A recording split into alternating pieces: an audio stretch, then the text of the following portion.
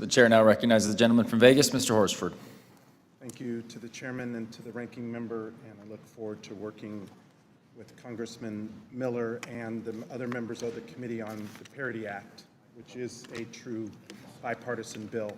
Before I begin, though, I want to thank Chairman Smith for his commitment to working with me also on the Full House Act. Prior to the Senate-passed bill, gaming patrons could deduct 100% of their gambling losses. They were taxed on what they actually earned, nothing more, nothing less. The Senate changed that. This provision was included without meaningful debate and creates a fundamentally unfair outcome for taxpayers who participate in legal gaming activities. Under the new provision, patrons can deduct only 90% of their losses. That means someone who breaks even or even loses money overall could still face a federal tax bill. So, Mr. Secretary, will you work with Chairman Smith and me to fix this issue and to protect gaming jobs and tourism-dependent economies like Nevada? We'd be glad to, sir. Thank you. Now, you, Mr. Secretary, you talked a lot about permanency throughout today's hearing. For the tip worker, for the warehouse worker, for the teacher, for the nurse, and for the small business owners in Nevada, they don't need a temporary tax gimmick. They need permanently lower cost and permanently higher take-home pay. Yet when Republicans wrote their bill, they made a choice that the tax cuts for billionaires and large corporations would be made permanent while making the tax relief for working people temporary. To me and to the workers, that tells them exactly who they were thinking about when they wrote it. That's why I have introduced the Tips Improvement Act as well as the Overtime for All Workers Act, because I believe workers who earn tips or who work overtime should receive permanent tax relief, not temporary. If Republicans are serious about helping working families, they should join me in making tax relief for workers permanent, just like they did for billionaires. Now, Mr. Secretary, I want to discuss tariffs, which are hidden taxes that American consumers pay, including businesses. The Supreme Court ruled that this administration's broad tariff policy was unlawful.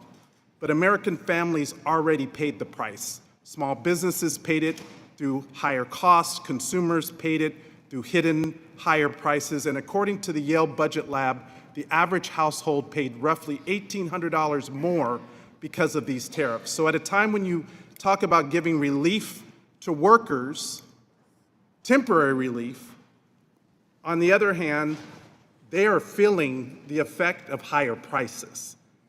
So let me ask you directly, do Americans deserve refunds for money collected through tariffs that the Supreme Court ruled illegal? Yes or no? Congressman, the American people had the money. It was in the U.S. Treasury, and it didn't take it away. Do you agree that they deserve the money back that the Supreme Court ruled is illegal? Yes or no? It's not a yes or no question, because every Democratic Attorney General applied the Supreme Court ruled that they were illegal, Mr. Secretary.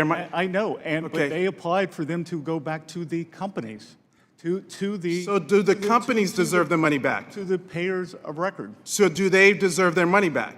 That is a issue for the Customs and Border Patrol. No. Again, Mr. Secretary, while the Homeland Security Act of 2002 may have transferred a number of custom functions from Treasury to DHS, Treasury retains oversight over trade policy and the protection of revenue functions.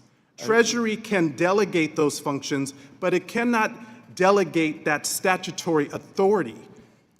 Just last week, the Justice Department appealed a court order that would have accelerated refunds to importers and to businesses. Mr. Chairman, I ask unanimous consent to submit for the record the May 29th article, U.S. to appeal judge's order for broad refund of Trump tariffs. Without objection. Thank you. Secretary Bessent, yes or no? Did you participate in discussions about appealing efforts to speed up tariff refunds? No. Treasury helps shape major fiscal policy, returning roughly $165 billion to businesses and consumers is a major fiscal decision. So why wasn't the Treasury involved? Again, we act as the payment agent. Your bank does not tell you which bills to pay. You tell your bank which Well, bills from the to pay. public's perspective, taxpayers' perspective, the administration is fighting harder to keep their money than to return it. That's why I've introduced the Relief Act, to give automatic refunds within 90 days to the people who paid the tariffs. And that once the refunds are made, that the benefit goes to the consumers that ultimately paid the price in higher cost. The Relief Act creates an automatic refund process, something that this administration has not been working to accomplish, and this would actually address the economic uncertainty that has been caused by these across-the-board tariffs. Not strategic, not in the best interest of American consumers, and it's time that we give the money back to the people who paid it. With that, I yield back.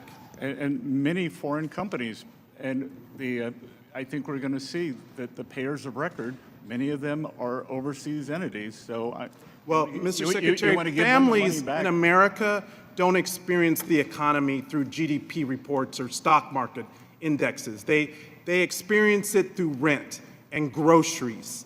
They experience what it through does that have to utility do with bills. tariffs? Because they're paying. That's exactly right. What does it have to do? It has to do with the average family All right, not being time is able to expired. meet their monthly budget obligations because this administration is so aloof to the Mr. reality Horsford, that the time is majority expired. of Americans are